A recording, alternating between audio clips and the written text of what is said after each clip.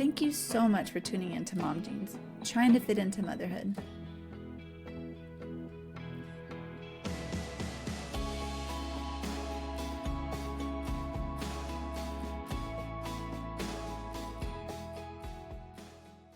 All right, welcome back to another episode of Mom Jeans. We're so glad you're here with us listening. I'm Danielle. I am a stay-at-home mom, military spouse, and a boy mom. There we go. Almost had it. You almost had it. I was like rooting for you. Yeah, thank you. I am I am Lisa, and I am a girl mom to 2 girls. Nice. Once my husband's out of the military, I guess I don't need to say military spouse anymore, which is pretty soon. Yeah. You're going to lose a title. I've got to add one because you have 3 and I have 1. So I got to, I kind of say 2, but not, it's like the same. Gotta work on that. Yeah, I know. No, I won't be. Well, I guess I'm always in spirit a military spouse, but my husband's about to get out. We're going to be moving back to the East Coast for a little bit, so I'm excited. Yay. We're actually joking through moving back with my parents just for a little bit to save money and until he's done with his internship, and then he can apply for jobs and then get a job when we can buy a house. But yeah, we're joking. They're like, "Oh, where are you going?" And they're like, "Oh, we're moving." My husband's like, "I'm moving in with the in-laws." So, really winning at life. Yeah. No, it'll be great. It will be a full house. My sister also still lives at home. So it's going to be them. So both my parents, my sister, my son, my husband, our 2 dogs and cat. And they have 3 dogs. Whoa. Yeah. So it's going to be That's a full house. And they're indoor dogs too. Yeah. Okay. Well, I guess most dogs are indoor dogs. But I did grow up we had outdoor dogs. And I thought that was normal. And then now I was like, I can't put my dogs outside. It gets cold. But, yeah. So we're excited, nervous, but we'll see what happens. I think that's normal anytime you have a move coming. And it's going to be interesting. I mean, hopefully you have a lot of help with having your sister there and having your parents there, that maybe even just for like a date night or 2 would be nice. Yeah, that'll be nice. I'm definitely looking forward to. There's not a whole lot of good restaurants here in Great Falls. Obviously, if you like barbecue, steak, we've got all of that, the very American style food. But did you hear my son? Yeah. No, he said. But yeah, I'm excited. We have Mexican food. We have like 45 minutes. You can get like better restaurants. I don't know. It's going to be exciting. So nice. It's bath time. So yay, bath time. Yeah, he's excited. I love it. Cool. Wow.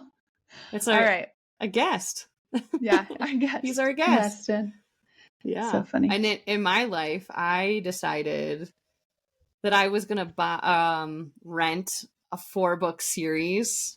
And I was like, I had no idea what it was, but it was suggested to me. So I was like, all right, I'm going to rent this from the library. Well, I get through the first book and I'm like, all right, cool. Like, this is a good book. I enjoy this. Let's see how the second book is. And I couldn't put it down. 3rd book, couldn't put it down. 4th book, couldn't put it down. Luckily, the series ends at 4, but I'm like losing sleep over it because I want to read instead of sleep. And I'm like, this is so not smart. Like, I'm already sleep deprived. This is not smart. But I will tell you, when I get a good book, it puts me in such a good mood. So even though I'm very sleep deprived, which usually really like wrecks me, I'm like, I'm living on a high of like reading these books. And I don't want to tell everybody because they're super dirty, like super raunchy books. Brandon, like I was cuddling up to Brandon while I was reading it and he was like reading it over my shoulder. He's like, what are you reading? And I was like, don't worry about it. It's not important. Don't worry about it. That is so funny. Yeah. Yeah, we've talked about before. I'm not into the spicy, but I did read that Agatar series. And last one, I was like probably blushing when I was reading it. And I had it on audio too, because like if I read at night, I'm like falling asleep, but I would read it. But sometimes I'll listen to it and I think that's worse. I'm like, I have my iPod. That's a good point. I've never listened to any of them. I wonder how that would be. I feel like I'd be awkward. I feel like I'd be really uncomfortable, like laughing and giggling. A car pulls up next to me and be like, I hope you can't hear this. I know. Oh, it's so funny. Yeah, I like the action part. I'm like, okay, like we can get through this. I don't know. It was really good, I will say. I had a nightmare about the end part of it. I don't want to spoil it for anyone, but like I did have a nightmare about that. I was like, whoa. But they were good. I am glad it's over. I'm starting to read my normal stuff. I actually read a historical fiction book for book club called The Frozen River. And I've never read a historical fiction. So interesting. A lot of times it's like based on true events. So when I read the reader or the what's the end with author's note, about 75% of what she wrote was true, and then she talked about the parts that wasn't and why she changed it. And so it's very interesting. And it was about a midwife in the 1700s era. Ooh. And so that was really cool. And basically how like these doctors from Harvard, you know, since they have a degree, they knew what they were talking about over these midwives who've been like delivering babies their whole life. And it was about like all sorts of stuff. And there was a murder. So trying to figure out who done it. But yeah, it was all based on true events. And it was really cool. And it was very interesting how like these doctors were quick to, I guess, judge these women. Like they didn't know what they were talking about. And a lot of women didn't know how to read back then either. But the main character was Martha Ballard, and she's a real person. And her husband taught her how to read and write. And so pretty cool. It's such an interesting thing because there was a good amount of time that I was really into historical fiction, but like it borders with me. Like I can't remember the name of the book. Brandon makes fun of me all the time because I never know the name of the book that I'm reading and I never know the author. But I read a historical fiction and I think it was called Dust Bowl or something, and it ruined me. Like it was so dark. But it was like captivating. So I kept going on it. And I really burned out on historical fiction because of that. And so I was like, yep, let's go back to my fluffy, raunchy novels rather than go through the tough stuff, because sometimes they're so great and I love the historical fiction. And sometimes it's just like, I don't want to see all these murders and these people being, treated poorly. So anyway. Yeah, and it definitely was tough too, because the doctor who came in town was like, oh, I know how to deliver a baby. And he ended up killing both of the babies and one had dislocated like limbs and stuff. I'm sorry, this is probably trigger warning, but it was just like, and he was saying that he knew what he was doing and made her like trying to tell her that she didn't know what she was doing. She's like, I've delivered over 50 babies, and like she hadn't her record, she didn't lose any babies unless they were like stillborn already, but like born alive, they were, I don't think she lost a mother or a baby. Wow. And those were like hard times back then. Yeah. Too. That's amazing. So, yeah. And it's just weird how like, I don't know, men weren't in the room when it happened either, and how that has changed. But they were always surrounded by their like the other women of their lives, like their friends, their sisters, their mothers. I kind of do miss that part. I feel like that could be empowering to have like your female like loved ones there. But that's a good point. But I feel like your husband should be there too. Like, this is what you did to me. This is what I have to go through. This is what you did to me. Yeah, no, I feel like they appreciate you a lot more. I hope so anyways. Oh, yeah. Most men do. But, yeah. But anyway, that was not our topic. No. I think that's such an interesting point, and something we definitely have kind of talked about a little bit of like how different things were with our parents. And like, Brandon's mom says all the time to me, like, you don't understand how good you have it. Like he's such a good dad about Brandon. And I'm like, yeah, no, I know. And she's like, back, then our husbands weren't that active. Like they weren't changing diapers as much. Like not all of the husbands would change diapers or, get on the floor and be great with them. And you guys have it so different now. Yeah. I'm glad I live in this era than past eras for sure. Yeah, same. Because that's a lot. Like I feel like we're already like the main caregivers a lot of times just by default, because that's who our kids tend to like gravitate to. Yeah. And yeah, I couldn't imagine having that all the time with no help. And yeah. So thankful for our husbands for sure. But yep. in this time, yes. more like equal. I'm glad we can read and write and do all the things that. Oh my gosh. Yeah. I can't even imagine if I couldn't read with how obsessed with reading I am. Like I just, I can't even imagine. I keep calling it book on tape, but audiobooks are like a new, I've decided that that's how I'm going to try and approach nonfiction. So the book that you were telling me about with Dr. Amen, Amen, whatever. I got it as a audiobook, not a book on tape, audiobook, because I figured like I wouldn't fall asleep then and I'd actually get through the book. I've had to speed it up 1.25 times because it's the guy who reads is kind of slow. But I am like, anytime there's like facts and truth and numbers, I want to hear that. But if it's like, I want to read most of the time if it's very light and stuff like that. But yeah, same. I feel that way too. Yeah.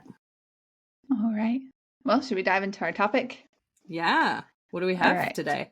Well, since the holidays are coming up, and I thought I'd pull a Reddit about gift giving and boundary setting with grandparents. Just because it's a hot topic, and sometimes we have too many toys. So I went to Reddit and I pulled a what do we call it? A thread? Did we learn what it's actually called? We're not pros on Reddit. I'm gonna do it. I'm gonna do it. Maybe by our 1-year anniversary, I'll get it. It's coming up. Right.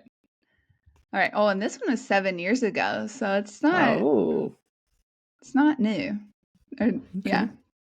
All right. So I wonder if our parents felt this way. No, probably not. Okay. All right. It says some backstory here. I have a mother-in-law with boundary issues. Oh, am I supposed to say Reddit? Let's see. It's from Monica Fueller Geller. All right. So it's a name. All right. And this one is all I want for Christmas is grandparent boundaries with gifts. All right. So it says some backstory here.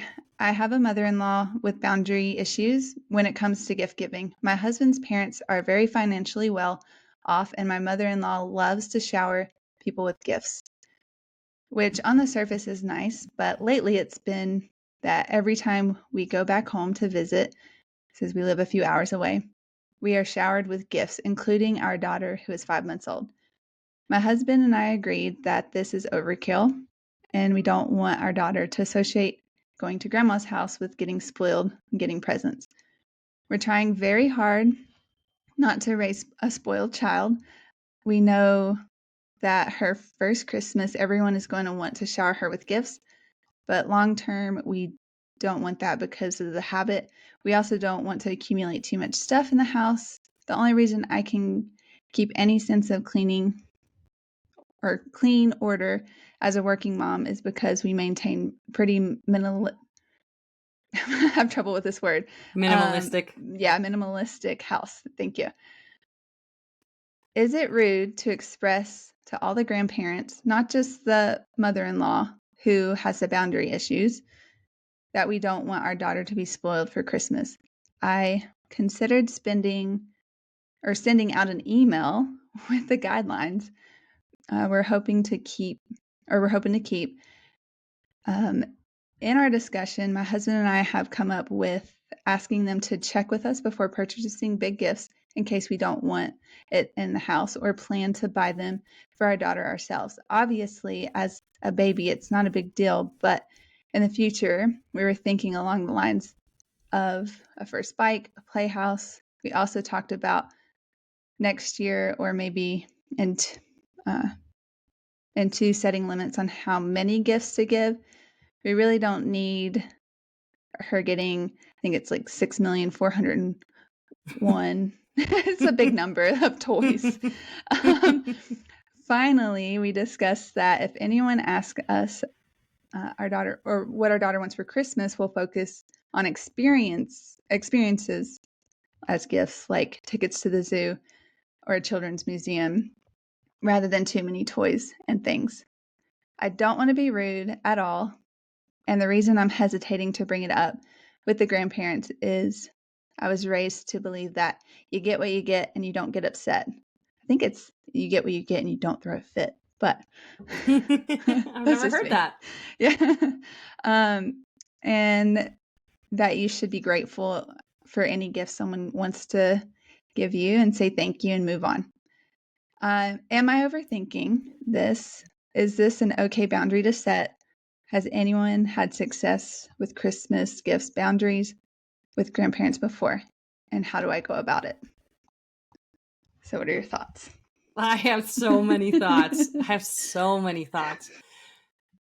First of all, I feel like this could have been me writing that when Hannah was that age. I mean, she was 11 months when Christmas came around, but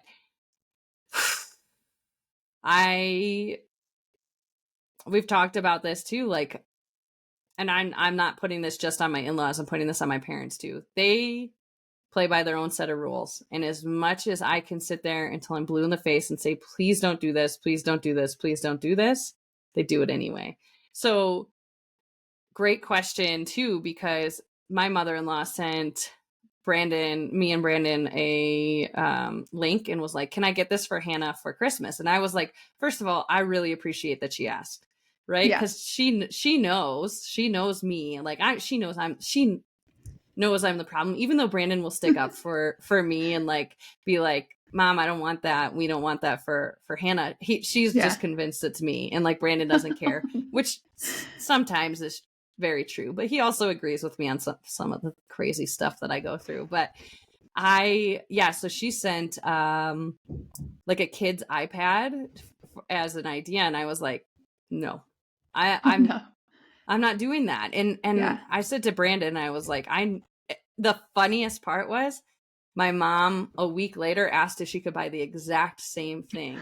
And I was like, we have told you both many times that we don't want our kids in front of screens. We're just not there yet. We are happy with where we're at. We're, on occasion we will let her, we'll sit with her and watch like a movie for 10 minutes. And even that, we're like, I like get so itchy and I get so uncomfortable. And I know that a lot of people believe in that kind of stuff, right? But then if my in-laws watch her, all rules go away. She eats ice cream. She has donuts. She has all the stuff that I like. They know I adamantly don't want them to give her. They were giving her pop last time, soda, if you will. And I was like, I was furious. And luckily the one time Brandon caught his dad giving her pop, and he's like, it was the first time I've done it, and it was just a little bit. It was just the end of the bottle. And Brandon goes, and it's the last time, Dad. I mean it. Like, stop doing this. Like, we tell you guys all the time, please stop giving our kids these foods. And you do it anyway. And it's really disrespectful to us as parents. Well, we're grandparents, and we can spoil them how we want when we're with them. And I'm like, that's really hard for me, because you know what happens? Like, I was just listening to a podcast that's like, the more it was about, I think we talked about this last time, but when rats were exposed to the foods that we get in America, those foods were taken away, they essentially starved themselves to death because they didn't want to go back to eating real foods, because their bodies were like, no, this stuff stinks. Like, I don't want that stuff. And I get so probably unrealistically afraid of that I'm like, I don't want Hannah to start eating Doritos. I don't want her to start eating all of that stuff. Right. But I don't know how to stop it. Like, I keep telling my in-laws, like, please stop doing this. They are respectful of the presents, I'll tell you that. And I am very, very thankful that they'll ask before making the big purchases. Like, even I had Brandon call his sister and be like, hey, what are we doing for gifts for her kids? Because her kids have a lot of toys and they have a lot of stuff and they have iPads. And so they would prefer to be on their iPads and to be with their toys. And I'm like, I just don't want to contribute to more toys if they're never going to play with them. And Brandon's like, yeah, I'm totally with you. And I'm okay if the girls don't get gifts because Aubrey's too young, doesn't matter. And Hannah, I think if you get her one really good thing, then she can focus on that one thing instead of like, oh, I have 3, 4, 5 gifts and I don't know where. Her brain gets like so frazzled when there's too much in front of her. Yeah. And then also like some kids have like several grandparents. Like if you have a product of divorce, yeah. So that's a lot of kids, and if you have aunt and uncles, like that all adds up. Yeah. Anyways, there's this blog I read, and it's from More Than Grand, and she's like a grandma who like does TikTok, but she has this whole article that we can post for you guys. But she was talking about like 75% of parents are like stressed about receiving like too many gifts or like the boundaries with grandparents. And then she was talking about like the math of when you add it up, if you're getting 1 or 2 gifts, like if a grandparent's getting 1 or 2 gifts for that child plus the other grandparents, or if they had like 4 sets of grandparents and aunt and uncles, like quickly that can add up to like 20 some gifts. I'm not going to do the math for you, but it's going to be a lot. So I was like, oh, that's interesting, like perspective. So maybe you just like, great point. Yeah, maybe this person, I mean, I know this article or the Reddit I read was from 7 years ago, but I think it's still relevant for us today. Totally. Yeah. Totally maybe relevant. setting a limit like 1 or 2 or a certain size. I had a wish list. I did too. Like these are the things I want to buy, Weston. And so, but I can't buy it all or I'm going to go broke. So if like you want something off this list, like go for it. And it's easier too because we don't live close, so shipping is expensive. And so that way they can just get it from Amazon or wherever, and it's sent here, and we'll wrap it up and put it under the tree. So both my in-laws and my parents, I think we're good about that. I know last year I went home, and so my parents did give us a lot of extra gifts because we were physically there, and they wanted to open stuff. I was like, man, how are we going to take this stuff back? We had to bring it. We had to literally have a whole other bag and check it. Luckily, when I fly with Ryan, since he's military, we get to check those for free, or else I've been like, all right, you got to give me like $35, $40 to send this stuff back. No, I wouldn't be like that. But it gets too much. And I don't want my house to be cluttered. I used to, even when I didn't have kids, go home, and my mom loved gift buying. And like, no offense to her, but she never was really in tune with what we really wanted. So she'd get us a lot of stuff she found on like Facebook or Instagram and like looked like a cool idea. And I would just leave all that stuff at her house. And I felt bad because I know she was like, oh, I really thought about these and they were like really good gifts. But we were like, I'm just never going to use them. And I would just leave them behind because same thing. Like, and that was when I used to have to fly. And like, I'm like, I'm not checking a bag for this. I'm not flying. And it's like, I would tell my mom all the time, like, I gave you a list. Like, can you stick to my list? She's like, but that's so boring. Then you know what you're getting. I'm like, but there's a reason I have that list, Right. I agree. And then also where she said that, should I send an email? I probably would advise against sending an email. That seems too passive aggressive. Yeah. I'd probably just have that. And then you take a tone, I think, with like email or text. So whether you meant it or not. That's an interesting question too. Like, how do you, I mean, I know your in-laws are great. They're awesome. But yeah, they are so awesome. But like, have you ever had to approach them in situations that you were uncomfortable with? Yeah, probably Craig about putting the toilet seat down. That's like the only thing. I think that's the only pet peeve that they've ever done. And if you're listening, guys, I love you. But how did you approach it? Well, I just let it go until Weston was born and he's putting his hands in the toilet bowl. So I'm like, Craig, you got to keep it shut, or he's going to like drop stuff in it. He's like, oh yeah, okay, got it. And he so stopped. You would say, so you said something to him, because I know like a lot of people who wouldn't talk to their in-laws. Like they are not comfortable talking to their in-laws. Like I let it go for 10 years. I've known them for 10 years. That's a long time. So this just now started but I had the perfect excuse because Weston will put his hand into the toilet. Oh my gosh, that's so funny. That's about the only thing. I love you, Craig. I love it. So. I think that's such a, like, yeah, I think that's an interesting, I would never send an email, but that's not the relationship I have with them. You know, like I text with them, or I'll send my in-laws like texts individually and be like, hey, This is what I'm thinking. This is what I'm thinking. You know, I was actually, that's so funny that you were saying it, because I was just thinking about how to approach my mother-in-law about the fact that sometimes I wonder how like bad we come off in this podcast. Like so hoity-toity. I do not want her to buy fruit that's not organic, like blueberries. Like I was talking about how I was listening to a thing today about how like you're better off not eating blueberries than eating non-organic blueberries, because the pesticides on them and the junk on them is so bad for you, that I'm like, how do I approach that? Because they already, right, like we've talked about them thinking we're crunchy, and like, you know, they already are like, you're crazy. But I'm like, I don't want my kids eating it. Right. Unless like I've looked into it, and it, you know, like Brandon even the other day was like, oh my gosh, blueberries are on sale. So I got 3 cartons of them.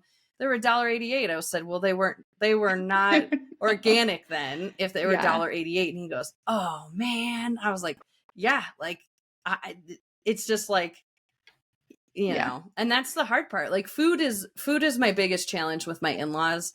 Gifts they've started to really respect, which I really appreciate that. I'm like, throw money into an account for them, right? Like throw, like, I don't know, buy them one thing. If you have to buy them something and it needs to be like, can fit in my pocket, it needs to be small, right? Because I don't want to, same thing. Our house is small. Our house gets really small fast when we get too many toys. Like when we've had parties for the girls for their birthdays, it's no gifts. And if you absolutely have to bring a gift because you cannot get over it, I need a book or clothes. And those are the only things that we will accept. And I don't feel bad about it. And like, even for us for Christmas, we haven't done anything the last this is going to be Hannah's, I cannot do math. It's so bad.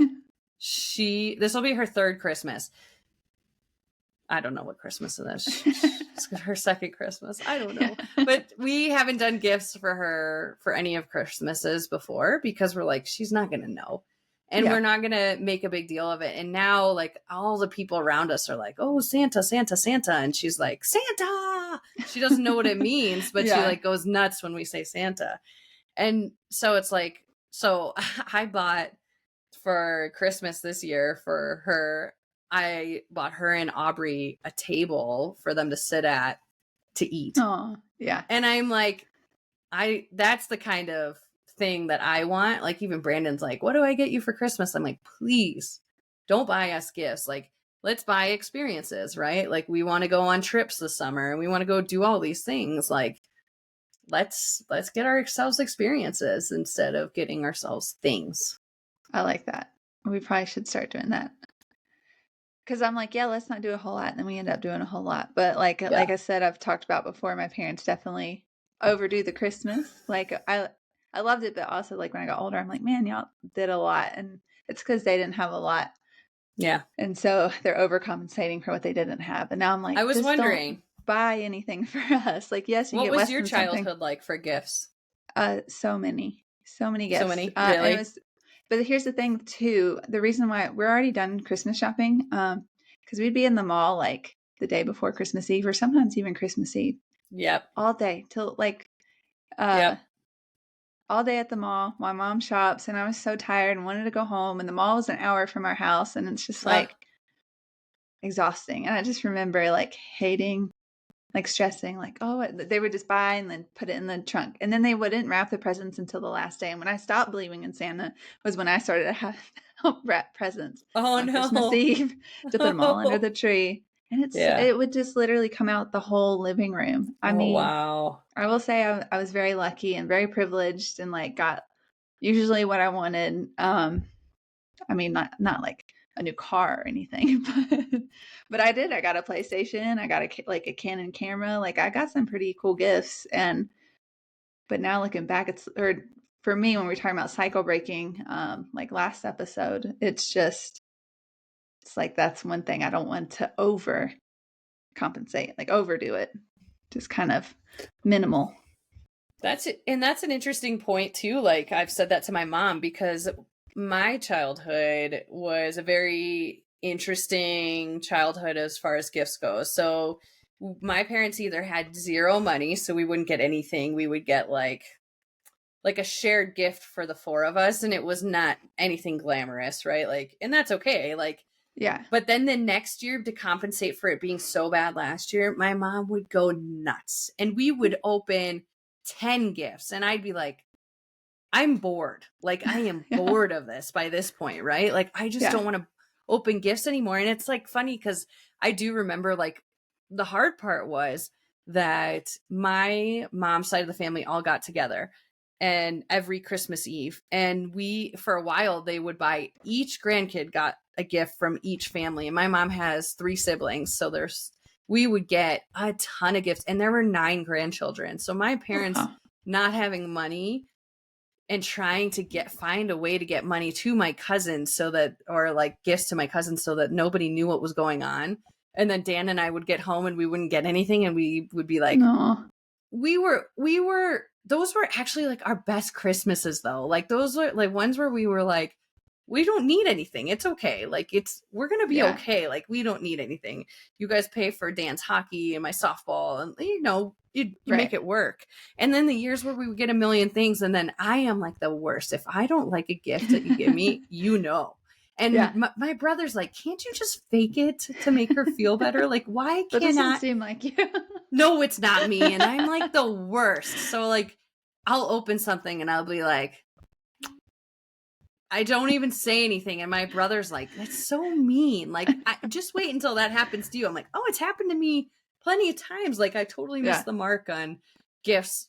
And I don't feel bad. But he's like, yeah, except that you do it for every gift mom gives you. And I'm like, because I give her a list and she never follows the list. Just give me one gift on the list, please. So funny. Oh, that's hilarious. Well, I did read another Reddit. I'm not going to read it to you, but basically it was the opposite. But I guess she has teenagers now, but she's tired of people asking what to get her kids. She's like, literally, you can just ask them. Like, why is this put on me? Like her parents are like, what do the kids want? What should I get them? And she's just probably mommed out and doesn't want to make any more decisions. And like, you figure it out. Like they're 15, 16, go talk to them. You live next door. That's basically what this Reddit was. So she didn't want to make any decisions for the gift, like what to get them. She's like, I don't even know what to get them. So good luck.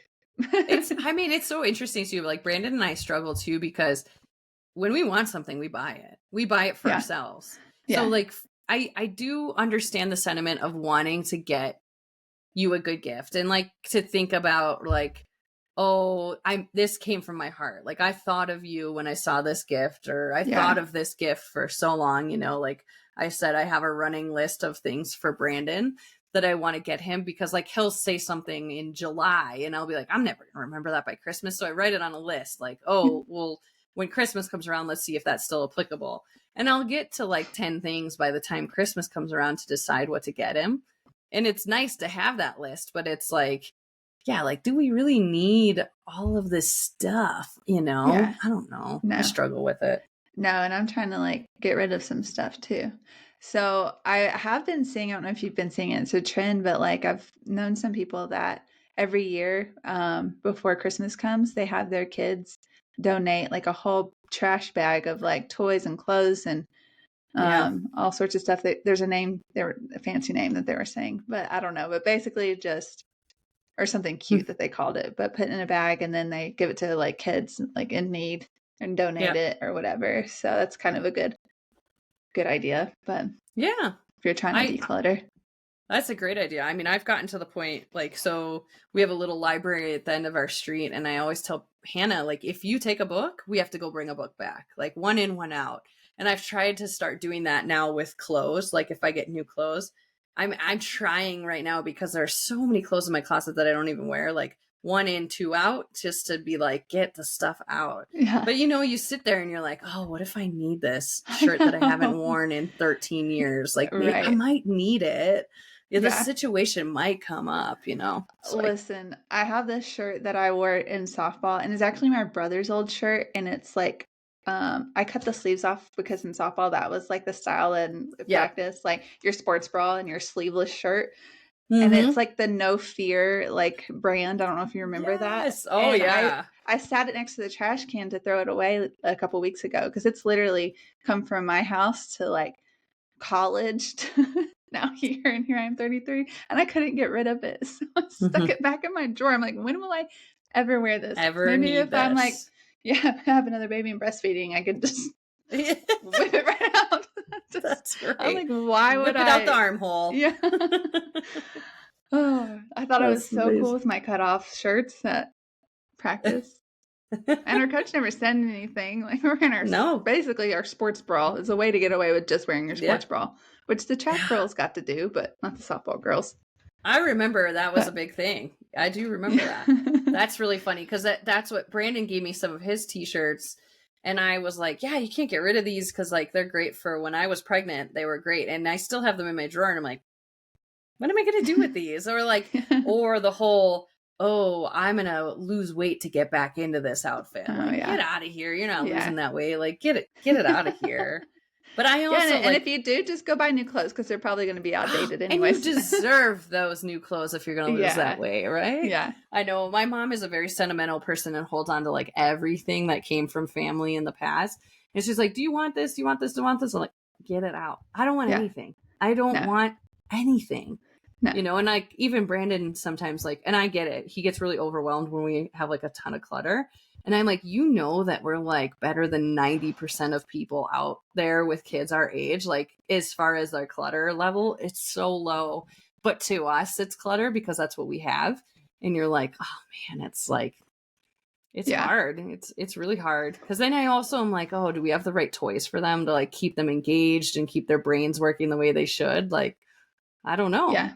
It's hard though. It is. Well, I did read this. There's another article here that I have up going back to like why grandparents are buying too much gifts. So it's a whole article, the mummybubble.co.uk. So that's why it's mummy, not mummy. That makes sense. Yeah. But it's like reasons the overindulgent grandparent may have become too much for you. And when it's like overwhelming your child, so like just with so many toys and new stuff, like you're overwhelming them. You can't cope with all the toy boxes and overflowing like toys. And I'm just paraphrasing here. You feel like it detracts from other gifts. So if you're getting 20 gifts and you like wanted to give them like one good gift, it really distracts from that. Quantity, not quality. You're worried that's become you versus grandparents with gift buying competition. So, and then it goes on with a couple more. And then it says, why do grandparents spoil their grandkids? It says there's a number of reasons why grandparents love to spoil their grandkids. Number one, they love them. And, you know, some people's love language is gift giving. And so, it says shopping has drastically changed. I will say it's like easier to buy things now, you know, with Amazon and online shopping. They're in the parent mindset. So this says grandparents see grandchildren as being just like their own kids. The love is certainly just as strong. So as such, they may see themselves as the main present buyer. And then stuff equals love. I think we probably know people like that. Like me, like more, I don't know. Some people love giving gifts, and the more stuff they have, maybe the more love they feel. Giving feels good, which is true. Like if you do find that good gift because you were thinking of someone, like makes sense. And then they don't see them enough. So maybe they're trying to compensate. Sure. Yeah. And then it says, what do you do when your grandparents buy too many gifts? And it says, have like a general conversation.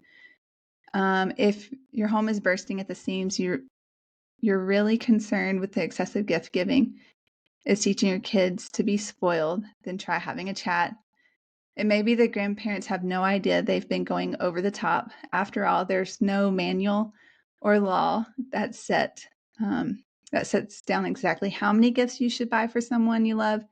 And before having the conversation, have an idea of what a sensible limit would be. Saying it's too much may not resolve the issue in a way that you'd like. That's a good point. Yeah, so it says be specific with your boundaries. So I like that. Yeah, that's a pretty good one. Yeah, it's a start by generally introducing the issue. And it just kind of goes on. And we can post this article too. I don't want to read it all to you, but and then suggest they could contribute to their grandkids' savings, like you had mentioned. Yep. So Ryan's grandma actually will put money into Weston's account, which is cool. Nice. Divert gifts. So you can, instead of having them open in front of the grandparents, or you could open it. It's saying like you can open it, decide whether you want to keep it or donate it before your kid even sees it. So kind of deciding for yourself. You can, and I don't know, if your parents don't live close, they're not going to know. I mean, maybe, but they're really not. Send some gifts to the grandparents' home. So I've done that with my mom. I've sent stuff back with her. I'm like, can you keep that down at your house so we have that to play with when we come down there? And she's like, I don't want clutter in my house. I'm like, wow. Oh, weird. That's strange. So that's basically what it says. And then rotate the toys and regift. Yeah. Sell unwanted toys. And then it goes on about how to tell your grandparents to stop spoiling your kids. So be clear that you're grateful. State that your child and you are extremely grateful for their gifts. But yeah, just got to have that chat heart to heart. And then hopefully they understand those boundaries, because again, they might not even know. But sometimes I do feel like they take it personal, you know? Yeah. Oh, yes, definitely. Yeah. And then the last one just says, like, how many gifts should grandparents give their children? So it says a sensible limit is no more than 4 to 5 presents per child. This would include one large gift, for example, like a Lego set, and then 4 small gifts, such as like socks, PJs, small puzzle. You said a book. That'd be a good one. So, yeah. Wow. That's a lot. Yeah. Yeah. It's still a lot. 4 to 5 gifts is a lot. Yeah. So you set especially like you said, you have 2 sets of grandparents and we only have 2 sets of grandparents. Like, can you imagine can you imagine if you had 4? Like, no. Actually, yeah, I know. That's a lot of gifts. Oof, no. Right. I wouldn't deal well with that. But I agree with you. Like, we do the rotating toys thing, and we have like a closet with some toys in them, and I have not been good at rotating, so they've had the same toys out for like 2 months. But yeah, like I think that's an interesting alternative as well, is to be able to do that. But it is hard, like if they open in front of everybody, your kids do, and they see those gifts. Like Hannah's starting to develop a memory of like, where is that? Where is that toy? Where is that thing? And like, or like we've had balloons before and they pop, and she'll the next morning wake up and she'll just go, I popped my balloon. And we're like, that happened last night. Like she just loses it, you know, she gets so upset, and you're like, oh, this is going to get harder now when you want to control these things. That's going to be a struggle. For sure. For sure. Yeah. Well, but yeah, I feel like my parents have good boundaries. Like they ask before they buy things now, because in the beginning when they were buying things, I'd be like, take it back. And my mom's like, are you kidding me? I'm like, no, take it back. Like I'm not giving my kid this many gifts, Mom. And a lot of them are like things that we don't like to give them. Like, and maybe this is selfish, but like I get really overstimulated easily. So if there's a lot of noise and flashing lights, like I'm like, panic. Like I can't have that in my house because I go crazy, and I don't know, sensory overload. So please don't buy those gifts, you know? Yeah.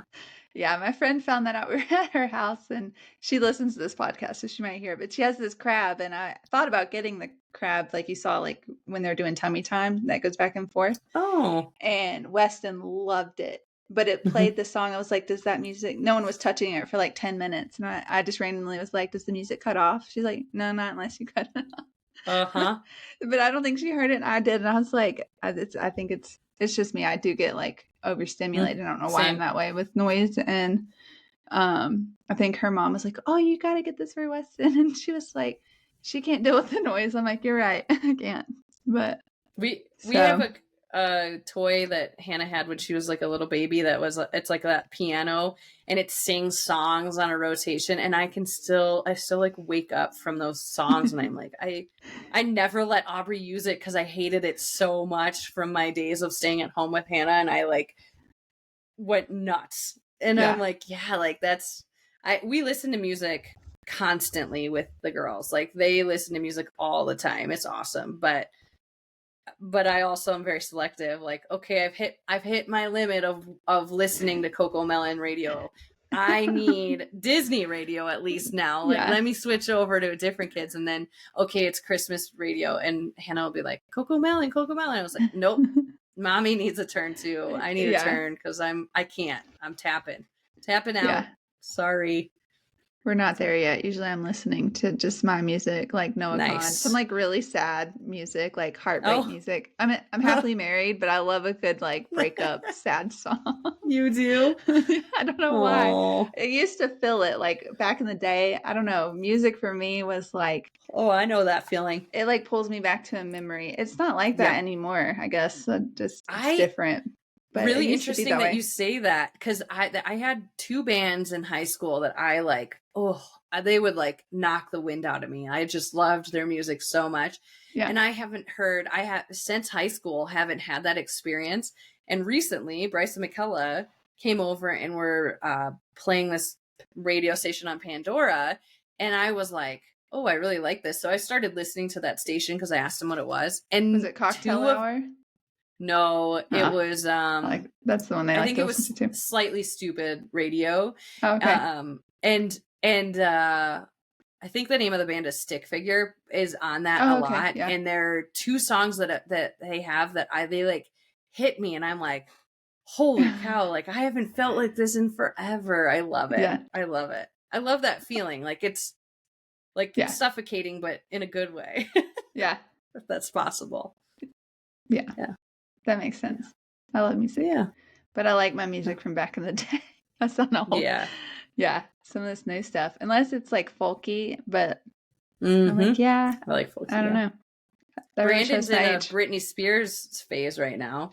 He's just listening to Britney all the time. And I was like, when did you ever do this? He's like, in college when it would like come on at a party. And he's like, but I was never, he's just Ryan knows singing more Britney all over. Girl bands than I'd like to admit, like more than me. Yeah, I was like into the boy bands and like Britney Spears, but he knows a lot of Christina Aguilera songs. He knows Mandy Moore songs. He knows like, so I'm like, I don't even know this artist, and he'll be singing it, and I don't know. I was like, I don't know, like, were you just jamming out to like these like teeny bopper like girl music like in your bedroom? And it's like, maybe. Yeah, but I think they were like crushing on them, crushing on those girls. Yeah, because I was crushing on the boy bands, Oh yeah, for sure. I'm not making fun of them. I just think it's funny because. Oh no, I know, totally, because you don't picture that. I especially like Brandon. If you ever meet him or see him on here, the podcast, you'll be like, "What, Brittany? No way!" Yeah. So yeah. Well, this was a good topic. Yeah. So let us know. I like that.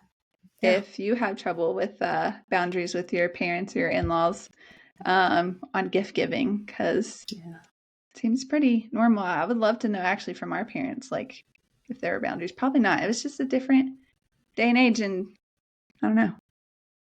Things weren't as accessible, I feel like. I'd be interested to know that too, because my grandparents always put into an account for us. They bought us stocks, and I like was able to travel when I got out of college because of the stocks that they bought us while we were kids. And I was like, I can tell you, I can remember one scarf my grandma bought me over the 20 years of my life of Christmas presents. I couldn't tell you anything else she ever bought me, but I can remember those trips that the money that they saved away for me helped me with. That's awesome. I like that. Yeah. So, anyway, cool. Well, thanks for listening. Tune in next week. Bye. Okay. Bye. And that wraps up another episode of Mom Jeans, trying to fit into motherhood. Thank you again so much for listening to us. And if you enjoyed this podcast, please consider giving us 5 stars so other mothers out there like you can find us and listen. If you would like, you could follow us on any of our socials at Mom Jeans, the podcast. If you have questions, would like to send us your birth story, or give us suggestions or things that you would like to hear, please email us at hello@momjeansthepodcast.com. See you next week.